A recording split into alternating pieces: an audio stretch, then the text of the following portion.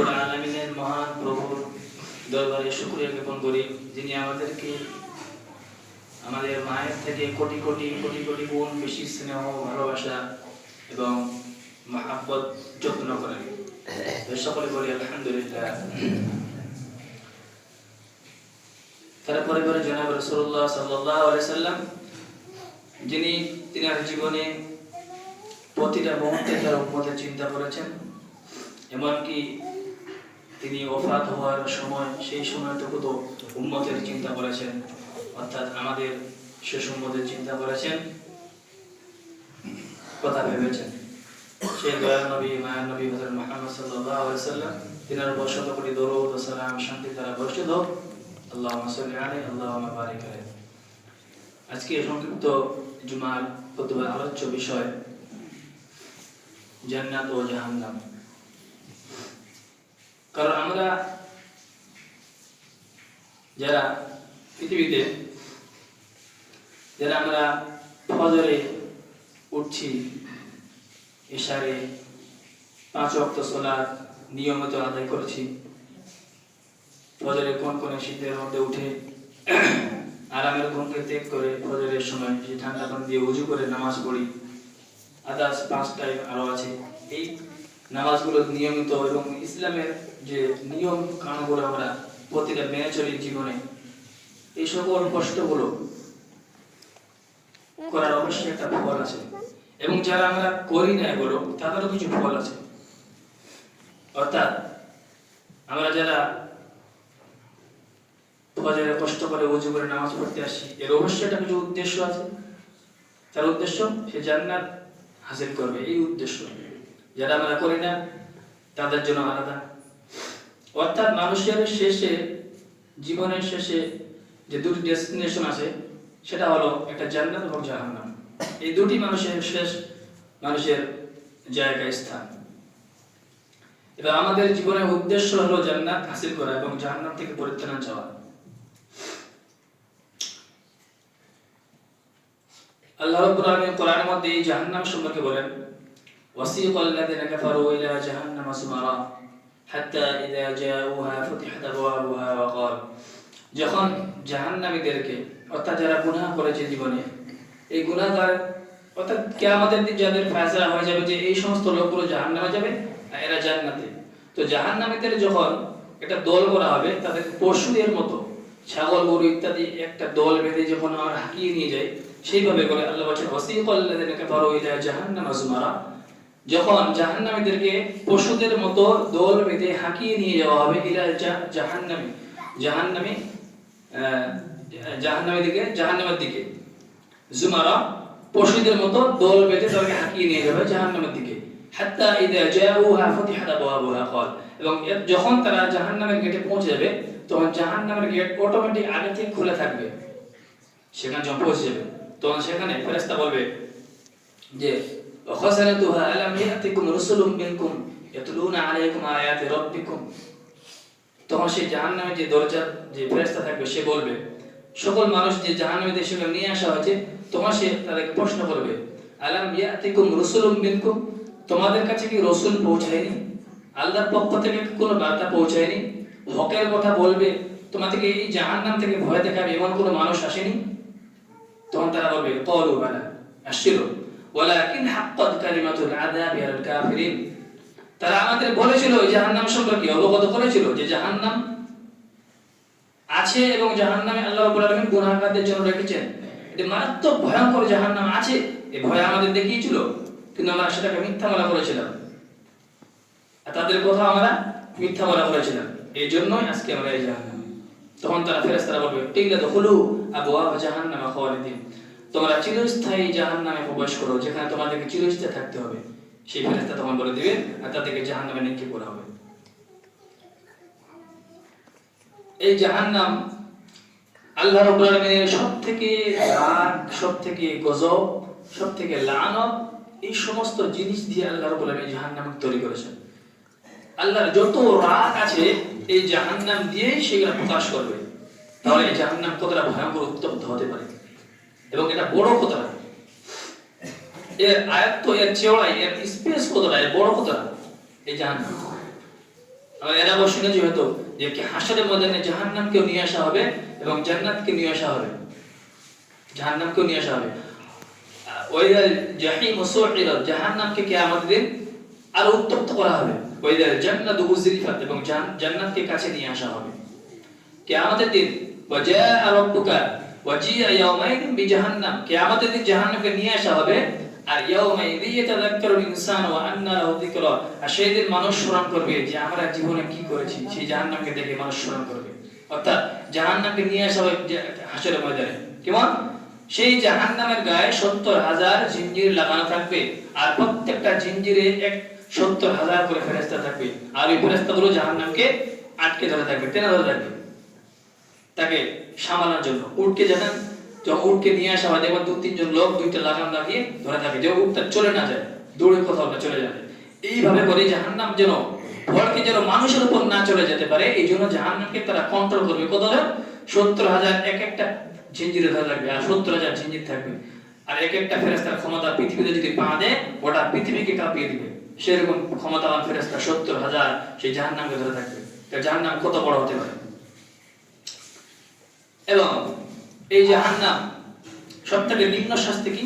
এই জাহান্নামের সবথেকে নিম্ন শাস্তি হাদিসের মধ্যে এসেছে যে সবথেকে নিম্ন শাস্তি হলো মানুষের পায়ের মধ্যে আগুনের এক চটি বা চামড়া কিছু পরিয়ে দেওয়া হবে আগুনের, যার কারণে দিমাগুহু ইয়াতাহাররাক কাল মুজাররাতি কুমকুম, ওই আগুনের যে পায়ে যে একটা চটি পরিয়ে দেওয়া হবে, সেই আগুনের তাপে তার মগজ এমন টকবক করতে শুরু করবে, যেমন আমরা কলসিতে হাঁড়িতে যখন পানি দিই, সে পানি যেরকম টকবক টকবক করে, সেই আগুনের তাপে তার মগজ গিলুগুলো মাথায় টকবক টকবক করবে। আল্লাহু আকবার। তারা সেই আগুনে শুধু চটিটা পরানো হবে, তো ওই জাহান্নামে যে নিক্ষেপ করা হয় ও কতটা পাওয়া! এটা আল্লাহ রাব্বুল আলামিন সৃষ্টি করে রেখেছেন, তৈরি করে জান্নাতে রেখেছেন, জাহান্নামে রেখেছেন। এর এই জাহান্নামে সবথেকে ভয়ঙ্কর আযাব, সবথেকে নিম্ন আযাব। সবথেকে বড় আযাব কি?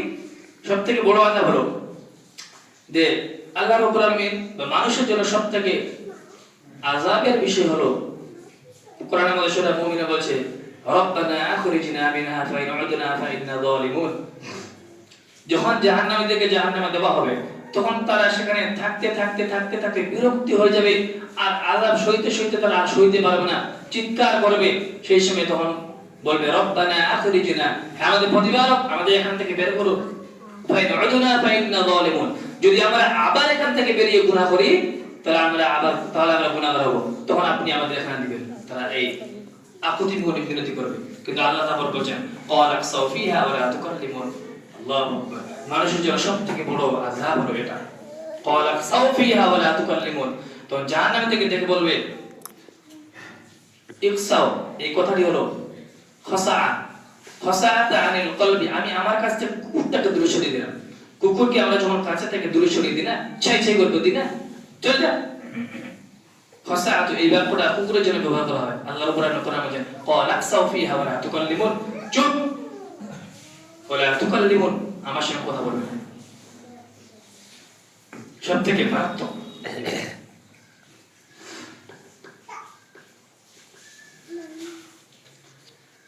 আল্লাহ যদি মানুষকে আমাদেরকে যদি বলে, কে বলছে? প্রধানমন্ত্রী নয়, গোটা বিশ্বের যিনি সৃষ্টিকর্তা, তিনি যদি আমাদেরকে বলেন যে চুপ করে থাকো, কথা বলবে না আমার সঙ্গে, ওখানে থাকো, আমাদের কি করে থাকবে সেই সময়? আর কিছু করতে পারবো? এবং এমনকি আল্লাহ যখন ডাকবে, তারা আল্লাহ এই কথা বলবে, তখন তারা কি করবে? ফেরেশতাদের ডাকবে, ওয়া নাদাউ ইয়া মালিক, মালিক হলো জাহান্নামের দরজা, যে জাহান্নামকে পাহারা দেয়, সেই মালিক ফেরেশতা তাকে বলবে, ওয়া নাদাউ ইয়া মালিক, হে মালিক ফেরেশতা, আমাদের জন্য আল্লাহর কাছে একটু সুপারিশ করেন।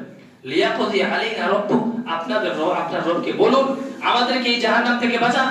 লিয়াকদি আলাইনা রাব্বুক, আমাদের এই জীবনে এই ব্যবস্থাটা, এর একটা ব্যবস্থা করে দিন, এখান থেকে বের করার কোনো একটা ব্যবস্থা করে দাও, তোমার রবকে বলো। তখন সেই ফেরেশতা বলবে, ক্বালা ইন্নাকুম মাকিসুন, সারা জীবন এখানে থাকো। মাকিসুন এমন, মাকাসা মানে হলো এমন থাকা যেখান থেকে বের করা হয় না, এমন একটা স্থায়ী যেখান থেকে কোনোদিন বের করা হবে না। তো ফেরেশতা বলবে, ক্বালা ইন্নাকুম মাকিসুন, সারা জীবন এখানে থাকো, এখান থেকে বের হওয়া যাবে না। সেই সময় যখন জাহান্নামে মানুষ চলে যাবে সেখান থেকে আর বের হওয়ার কোনো উপায় নেই। এটা আল্লাহ রাব্বুল আলামিন সবথেকে চিৎকার দিয়ে এই বাক্য বললেন, দ্বিতীয় ফেরেশতা এই বাক্য বললেন। তাহলে عن انس بن مالك رضي الله تعالى عنه قال عن رسول الله صلى الله عليه وسلم انه قال لجبريل ما لي لم ارى ميكائيل ضاحك قط। আনাস রাদিয়াল্লাহু তাআলা আনহু তিনি বলেন রাসূল সাল্লাল্লাহু আলাইহি ওয়াসাল্লাম বলেছেন যে রাসূল সাল্লাল্লাহু আলাইহি ওয়াসাল্লাম কিয়ামত মিরাজের সময় মিরাজে যখন গিয়েছিলেন তখন তিনাকে জান্নাত জাহান্নাম দেখা হয়েছে এবং কি সমস্ত ফেরেশতাদের সঙ্গে মুলাকাত করানো হয়েছে, নবীদের সঙ্গে মুলাকাত করেছেন, সবার সঙ্গে সাক্ষাৎ করেছেন। সেই সময় আল্লাহ রাসূল বলেছেন ক্বালা লি জিবরিল মা লি লাম আরা মিকাইল যাহিকান কত্তুন। আমি সমস্ত ফেরেশতাদের সঙ্গে মিললাম, মুলাকাত করলাম, সবাই আমার সঙ্গে মুচকি মুচকি হাসি হাসি আমার সঙ্গে মুলাকাত করলো, কিন্তু একজন মিকাইল সে সবসময় মন ভারী করে, সবসময় মনটা খারাপ করে, মুখ ভারী করে চুপচাপ বসে আছে, কোনো হাসি নেই। ক্বালা জিবরিল আলাইহিস সালাতু ওয়াস সালাম তিনি বললেন, হযরত জিবরিল আলাইহিস সালাম আল্লাহ রাসূলকে বলেছেন যে মা যাহিকা কুনতু খুলিকাতিন নার। এই মিকাইল যতদিন ধরে আল্লাহ রাব্বুল আলামিন জাহান্নামকে তৈরি করেছে, এই জাহান্নামের প্রখর, এই জাহান্নামের ভয়ঙ্করতা দেখে সেই দিন থেকে এই মিকাইল হাসে না কোনদিন। মা যাহিকা মিকাইল কুনতু খুলিকাতিন নার, যতদিন ধরে জাহান্নামকে তৈরি করেছে আল্লাহ রাব্বুল আলামিন সেই দিন থেকে এই মিকাইল কোনদিন হাসেনি। তাহলে ফেরেশতা তারা নূরের তৈরি, তাদের জাহান্নাম নেই, জাহান্নাম নেই, কিছুই নেই তাদের, তাদের হিসাব আছে না কিছু, তো জান্নাত জাহান্নামের কোনো বিষয় নেই। তারপরেও এই ফেরেশতা জাহান্নামের যে প্রখরতা, তার যে ভয়ঙ্করতা দেখে সে চুপ করেছে, সে কোনোদিন হাসেনি। তার এই জাহান্নাম দেখে সে কতটা ভয় পেয়েছে। আজকে আমরা যদি মানুষ এই জাহান্নাম থেকে সতর্ক থাকতাম, বুঝতাম, জাহান্নাম সম্পর্কে জানতাম, ভালো করে ভয় করতাম, অবশ্যই আমাদের এই আনন্দ উৎসব থাকতো না।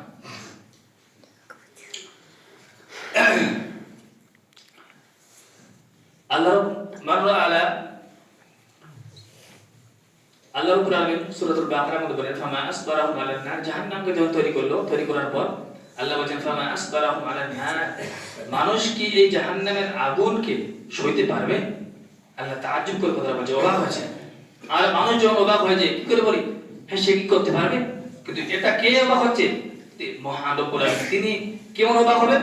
তিনি তাআজ্জুব হওয়ার যে বিষয়টা তিনার শানের মতো, তিনি তাআজ্জুব হয়ে বলেছেন ফামা আসবারাহুম আলান নার, আমি যে জাহান্নাম তৈরি করলাম এর আযাব কি মানুষ সইতে পারবে? তো এর তাফসীরে হাসান বাসরি বলেন আনিল হাসান আল বাসরি রাহিমাহুল্লাহ আলাইহি, তিনি বলেন ফি কাওলিহি ফামা আসবারাহুম আলান নার, তিনি বলেন যে ফামা আসবারাহুম আলান নার, মানুষ যদি এই জাহান্নাম থেকে যদি ভয় না পায়, আবার কথা বলছে ওয়াল্লাহি মা লাম আলাইহি মিন সাবর। হাসান বাসরি রাহিমাহুল্লাহ বলেন যে আল্লাহর কসম করে বলছি, আল্লাহর কসম করে বলছি, তিনি তিনবার এই কথা বললেন যে মা লাম আলাইহি মিন সাবর, মানুষ কখনো এই জাহান্নামের আযাবকে সইতে পারবে না। হাসান বাসরি রাহিমাহুল্লাহ বড় একজন তাবেঈ, তিনি বলছেন এই কথা। তাহলে আমরা বুঝতে পারছি যে জাহান্নাম কতটা ভয়ঙ্কর। এটা আমাদের রব্বুল আলামিন জান্নাত এবং জাহান্নাম দুটোই সৃষ্টি করে রেখেছেন, তৈরি করে রেখেছেন, এবং জাহান্নাম কতটা ভয়ঙ্কর তার বর্ণনা আমার সংক্ষিপ্ত আমার অনুজ্ঞান দিয়ে আমি জাহান্নাম জান্নাতের সম্পর্কে আমি আপনাদের বিস্তারিত বলতে পারবো না, কিন্তু আমি এতটুকু বলতে পারছি যে জাহান্নাম ভয়ঙ্কর কতটা হতে পারে। কিন্তু আজকে আমরা দেখছি আমাদের জীবনে আনন্দ উৎসব এগুলো কিন্তু এগুলো দিয়ে দুনিয়ার লোভ লালসা আমাদের মুখের ছাপ মেরে আছে, মুখের উপর ছাপ লেগে আছে। এই সমস্ত জিনিস দেখে বোঝা যাচ্ছে আমরা দুনিয়ায় কতটা নিমজ্জিত হয়ে আছে। যে দুনিয়া আজকে আমাদের না, যুব সমাজদের দিকে দেখেন, যুব সমাজ, আমরা যারা যুব সমাজ আছি অবস্থা দেখেন কত খারাপ। আমাদের দিনের ভালো করে কোনো জ্ঞান নেই, তার রাসূলের প্রতি কোনো মহব্বত নেই, আল্লাহর প্রতি কোনো মহব্বত নেই, দ্বীনের প্রতি কোনো মহব্বত নেই, কোনো কিছু নেই। সে নিজের মন মতো চলছে, তার নিজের মন মতো সে নিজের জীবনকে গড়ছে। না দ্বীনের কথা চিন্তা আছে, না নামাজের কথা। সে ভালো করে ফুল ইদান করতে পারে না, সে ভালো করে তাশাহুদ পড়তে পারে না। তাই এগুলো কোনো চিন্তা নেই। তাহলে আমরা কেমন যুবক? মাররা আলা হাসান বাসরি রাহমাতুল্লাহ আলাইহি, হাসান বাসরি রাহমাতুল্লাহ আলাইহি একদিন যারা রাস্তায় যাচ্ছেন বিশাল বিন ও ইয়াদহাক। হাসান বাসরি রাহমাতুল্লাহ আলাইহি তিনি একদিন রাস্তা দিয়ে যাচ্ছেন, তিনি যে বলতে হবে যাচ্ছেন, দেখছেন একটা যুবক হাসছে, খুব আনন্দ উৎসব করছে আর হাসছে, খুব দুজন মিলে হাসছে। তো সেখানে এসে বলছে, ইয়া বুনাইয়া, হে বালক, হাল মাররা আলা সিরাত, তুমি কি পুল সিরাত থেকে বের হয়েছো? পুল সিরাত কি বের হয়ে গেছো? পুল সিরাত কি পাড়ি দিয়েছো? সে বলছে ক্বালা লা, না দেয়নি। পুল সিরাত তো যখন মৃত্যু হবে তারপরে পুল সিরাত হবে, না আমি তো মরিনি। সে যুবক বলছে, না আমি পার হইনি।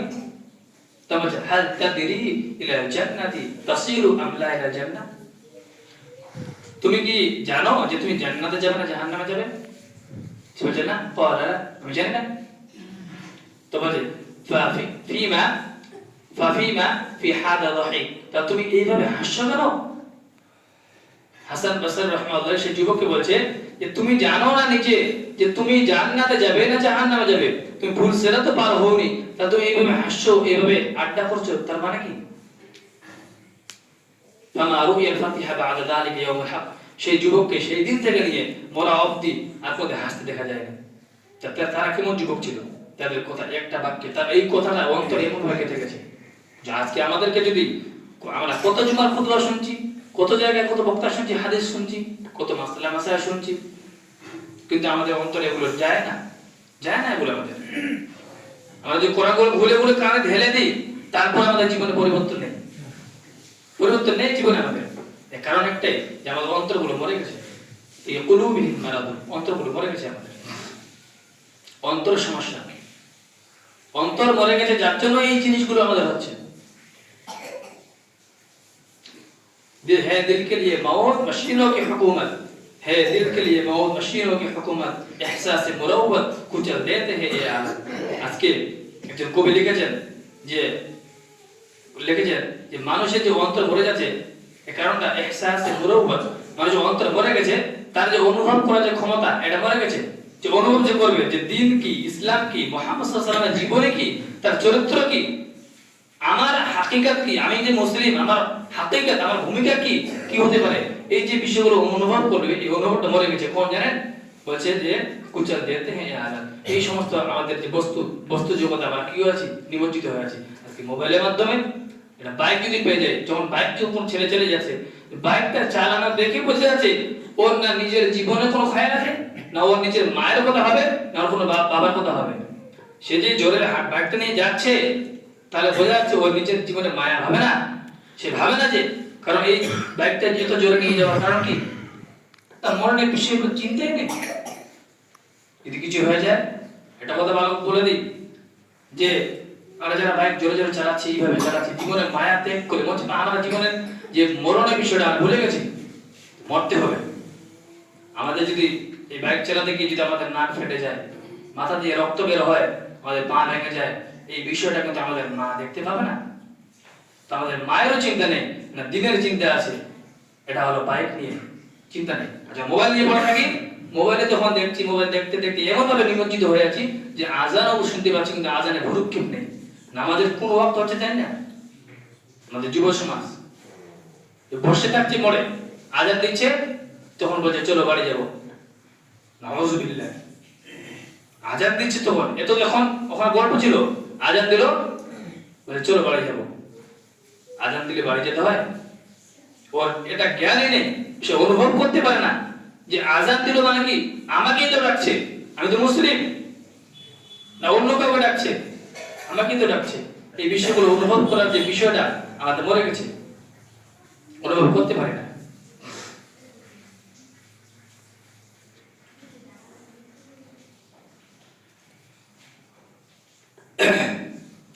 যাই হোক, জাহান্নাম যেটা বললাম মারাত্মক একটি বিষয় এবং সব থেকে ভয়ঙ্কর একটি, মানুষের মৃত্যুর পর সব থেকে যে কঠিন জায়গা সেটা হলো জাহান্নামে। শেষে সে গিয়ে জাহান্নামে পড়বে। যদি মানুষ যদি সঠিকভাবে জীবনযাপন করে, ইসলামের উপর আমল করে, তাহলে সে মরার পর এই জান্নাতে যেতে পারবে, না হলে জাহান্নামে যেতে হবে। অতএব জীবনকে পরিবর্তন করা, জীবনকে আমরা এতগুলো খুতবা, এত হাদিস কোরআন শোনার পরও জীবনকে পরিবর্তন ঘটাতে পেরেছি? গুনাহ থেকে ফিরে আসতে পেরেছি? গুনাহ থেকে ফিরে আসতে পারছি? গুনাহ থেকে ফিরে আসতে পারছি না। না গুনাহকে ছাড়তে পারছি না। কারণ কি? এগুলো আমাদের দিলে আসার করছে না, এই জন্যই সমস্যাটা। তো শেষে আমাদেরকে কিন্তু এই জাহান্নামেই নিক্ষেপ হতে হবে যদি আমরা এই বিষয় থেকে ফিরে না আসি। এবার আল্লাহ রাব্বুল আলামিন শেষে আয়াতে বলেন ওয়াসিকাল লাযিনা তাকাউ রাব্বাহুম ইলাল জান্নাতি যুমারা। যখন জান্নাতীদেরকে জান্নাতের দিকে হাঁকিয়ে নিয়ে যাওয়া হবে, তখন জান্নাতি গেটে যখন তারা চলে যাবে, তখন তাদের حتى إذا جاءوها فتحت أبوابها قال لهم خزنتها سلام عليكم طبتم فادخلوها خالدين। যখন জান্নাতে তারা পৌঁছে যাবে, তখন তাদেরকে ফেরেশতারা সালাম করবে, সালাম করে তাদেরকে স্বাগতম জানাবে সেই জান্নাতে। আর তারা বলবে وقالوا الحمد لله الذي صدقنا وعده وأورثنا الأرض نتبوأ من الجنة حيث نشاء। তখন তারা সেই জান্নাতে বলবে আল্লাহ রাব্বুল আলামিন আমাদেরকে যে জান্নাতে ওয়াদা করেছিল, আজকে আমাদের সেই জান্নাতে ওয়ারিশ বানিয়ে দিয়েছে। তারা আল্লাহ প্রশংসা করবে, তারা সেখানে যাবে। জান্নাত ইদা সারা আহলুল জান্নাতি ইলাল জান্নাত ইদা সারা আহলুল নার ইলান নার। যখন তারা জান্নাতে পৌঁছে যাবে, জাহান্নামে পৌঁছে যাবে, তখন তাদেরকে বলা হবে যে তোমাদের মৃত্যু হবে না, দুজনকারে কারো মৃত্যু হবে না। সেখানে তারা জাহান্নামে চিরস্থায়ী থাকবে, জান্নাত তারা চিরস্থায়ী সেখানে ভক্ষণ করবে। অর্থাৎ বুঝতে পারলাম এই জান্নাত আল্লাহর উপরে মানুষের জন্য একটি বড় নিয়ামত। পৃথিবীর সবথেকে মানুষের যেটা নিয়ামত বড়, এই দুনিয়াটা হলো মাহদুদ, লা মাহদুদ হলো জান্নাত এবং জাহান্নাম। আর মাহদুদ লিমিটেড, দুনিয়াটা লিমিটেড, কিন্তু জান্নাত হলো আনলিমিটেড। দুনিয়াটা মনে করো 60 বছর 70 বছর এতটুকুই। এই 60 বছর 70 বছর জীবন দিয়ে আপনাকে চিরস্থায়ী আল্লাহ জান্নাত দিতে চায়, এর থেকে আর অফার কি? এর থেকে বড় অফার আর কি? দুনিয়ার লিমিট আছে তো। আর মনে করি যে দুনিয়াটা আনলিমিটেড না, লিমিট আছে দুনিয়াটা। আপনি যতই মাল কামান, যতই কিছু কামান, লিমিট যতটুকু আছে অতটুকুই আপনি থাকতে পারবেন, তারপর এখান থেকে বেরিয়ে যেতে হবে। কিন্তু জান্নাত এবং জাহান্নাম এই দুটো কিন্তু আনলিমিটেড। যদি জান্নাতে যান আনলিমিটেড নিয়ামত, আর জাহান্নামে সেখানেও কিন্তু চিরস্থায়ী। তো এটা আল্লাহর পক্ষ থেকে বড় নিয়ামত জান্নাত, যে মানুষকে আল্লাহর উপর আমি মানুষ কি করতে চান, যে লিমিটেড জিনিস দিয়ে আনলিমিটেড একটা জিনিস দিতে চান। পৃথিবীতে এমন কোন সিস্টেম আছে কেউ দিবে আপনাকে? আপনি এটা কোনো কিছু দেন তো, ওই অনুযায়ী আপনাকে কিছু দিবে। আপনি কবরে 10,000 টাকা দেন, সে 10,000 টাকা মালে আপনাকে দিবে, বেশি দিবে কি? কিন্তু আল্লাহর উপর আমি 60 বছর জিন্দেগি দিয়ে চিরস্থায়ী জান্নাত দিতে চান, এর থেকে বড় অফার কি আছে? তো শেষে বলি আল্লাহ রাব্বুল আলামিন আমাদেরকে যেন তার নিয়ামত সম্পন্ন জান্নাতে প্রবেশ করার যাওয়ার তৌফিক দান করুন। আল্লাহুম্মা আমিন।